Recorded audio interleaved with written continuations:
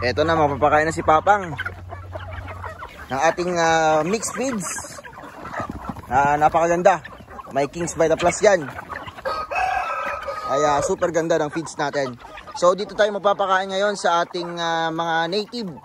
Dito sa ating breeding pen or breeding area number 1.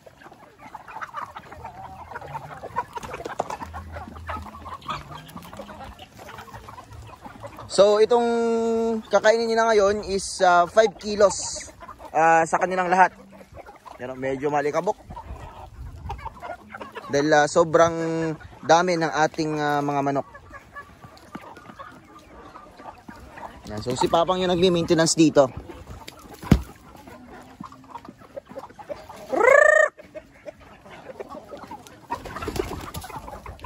Malapit talaga sila. And yung tubig, re-refillan natin yan. Dahil napakalakas din ang kumain ng, uminom ng tubig. Lakas kumain, no? So ito yung magiging dinner nila. Konti na lang yung ibibigay namin.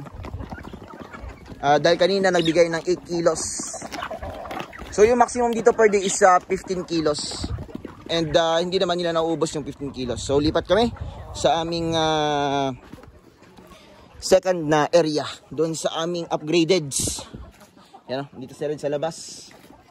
Yan si Red, ito yung mga asawa ni Red, mga native. So yung kakalabasan yan is upgraded din.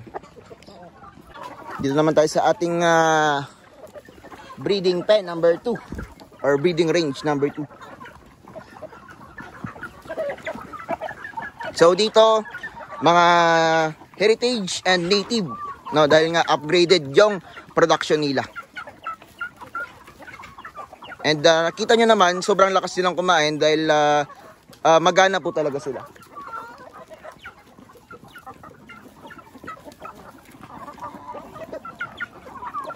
Nice. Twice a day kami nabibigay dito. No? Kapag maganda yung panahon, twice a day. Depende kapag naubusan nila yung pagkain nila. Punta naman kami sa ating dito tayo, Pang. Walang ano dyan. Oo. Nakalimutan ni Papang na andito pala yung entrance sa kabila para sa ating heritage na breeding area.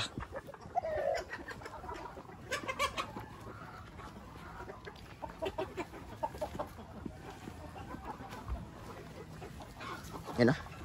Kain sila. Ganda ng mga light Sussex natin. Tignan, mga birds. Saso. Rhode Island Reds. Decal Browns. Mixed breeds. Black Upper. Saso natin, maganda din. Naked Necks. Naked Necks natin, mga magaganda din. Sobrang malakas yung mga itlog itong mga heritage natin dito. Dito si Brownie, oh. Ating Decal Brown na rooster, which is matured na.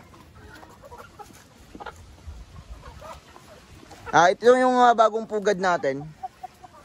Yan, tapos na mapakain si Papang. So ito yung bagong pugad natin. Nabili natin sa halagang 45 pesos per pugad. Binigyan tayo ng free. Ito yung freebies natin. So bakit nga ba hindi na ganito yung pugad na ginagamit ko ngayon? Dati dito ako, ito yung ginagamit ko. Maganda siya dahil nga circular. Maganda siyang pagpapalimlim ng mga itlog natin, no? Yan, may itlog na naman tayo.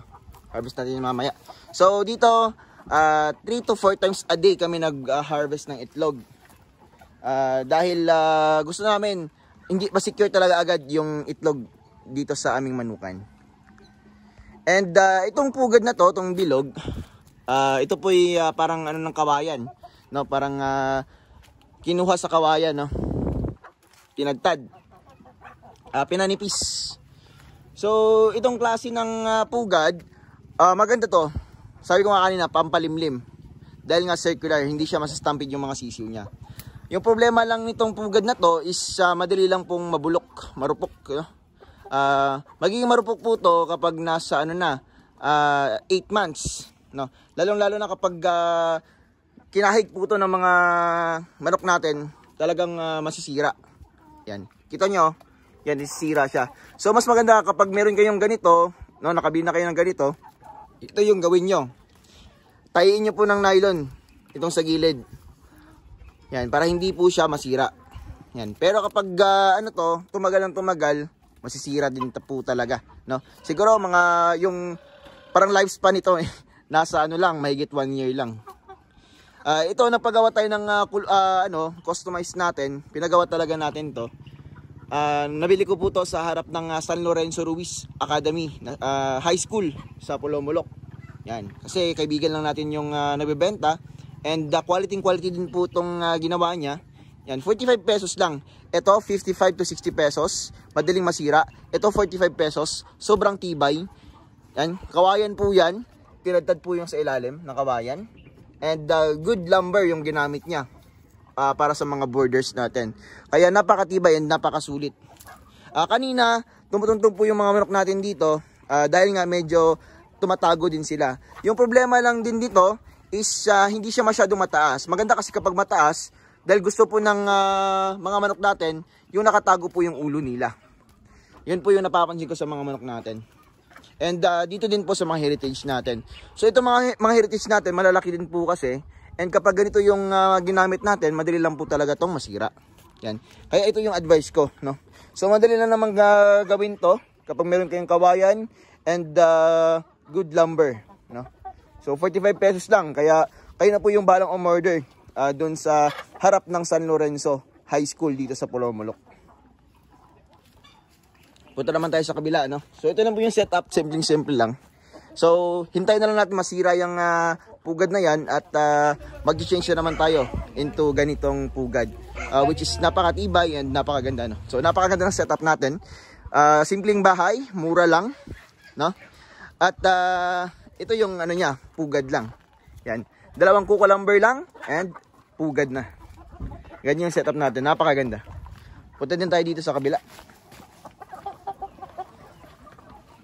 So nagpapakain din si Papang sa labas ng mga manok natin sa labas, no. So yung rooster natin si Red, galing po yan dito sa manukan natin, kaya hindi po sila nag-aaway. Dahil nga friends sila. Pero kapag tumagal si Red sa kulungan ng mga 2 weeks, sigurado yan, mag-aaway sila ng mga manok natin dito sa ating range. Yan, no. Lumalapit dito si Red. Pero may mga babae naman doon. So hindi po yan sila mag-aaway. Dahil nga nagsama na sila dati doon sa ating lumang manukan. And yung lumang manukan natin, ginagamit pa rin natin ngayon, which is yun po yung ating growing area. Yan, napakaganda ng ating, lakas nyo lang kumain. Kain, inom tubig, kaya healthy yung mga manok natin. And wag lang sumobra, no, sa pagkain. And may mix po yan, nasa tamang ratio. Kaya itong mga manok natin, malakas mangitlog. Yan, itong setup na to, napakaganda. So, yung pinakamarami natin ngayon na pugad is yung heritage natin and yung ating native, no? So, dito meron tayong 5 bagong pugad and 2 na luma. Yan. So, check natin kung may nangito dyan, oh. Pupunta yan dyan. Pipiliin na to dahil maganda talaga tong pugad na to. Yan, tignan nyo. Dyan po siya, no? Yan, tignan natin. Pupunta tayo yan sa taas, mangingitlog yan. Sigurado ako. Kapag ganyan yung mga pormahan ng mga manok kasi, mangingitlog talaga yan. Matibay talaga kahit tungtungan niya pa. Tie box lang po yung ginagamit ko, no? Yung plastic, no, na tali. Yan, hintayin na kung saan yung pipiliin niyang pugad. Yan, dyan talaga siya pipili, no? Hindi na siya dun sa bilog dahil mas maganda dito. Yan, so lalagyan na namin yan ng sako or yung yung tuyo na or dry na leaves ng saging. Yan. So dyan po yan mangingitlog ng manok na yan. Dahil nagagandahan sila. Yun ang napansin ko. Nagagandahan sila sa ganitong pugad. Lalong-lalo na kapag nakatago yung ulo nila. Kapag nakaupo na sila sa pugad. Yan. So, yan. Maghanap pa siya ng ibang pugad. Hindi pa siya na Yan. So, try natin dyan sa bilog. Yan sa bilog. Saan ka ba talaga pupugad? Yan. Yan. Ayun niya pa dyan. Dito pa siya sa kabila. O baka naingayin lang siya sa akin. No? Saan ka ba itlog? May itlog ba dyan? Yung mga manok din kasi minsan, kapag may itlog, doon talaga sila nangingitlog na. No, parang naaakit sila ba? Parang patibong. Yung mga native natin. Kumakain. And yung iba, mangingitlog pa yan. Pagkatapos ng kanilang hapunan. Grabe. Napakaganda ng manukan natin.